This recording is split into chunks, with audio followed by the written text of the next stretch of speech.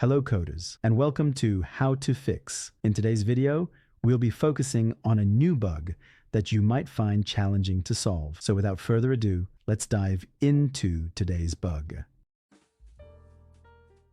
First, let's run code 1 that generate the error and let's see what happens.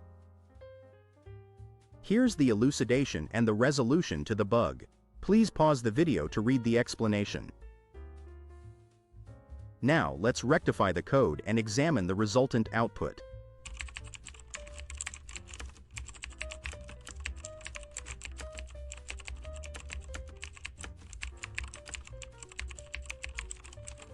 And presto, the code works perfectly and our output is just what we anticipated.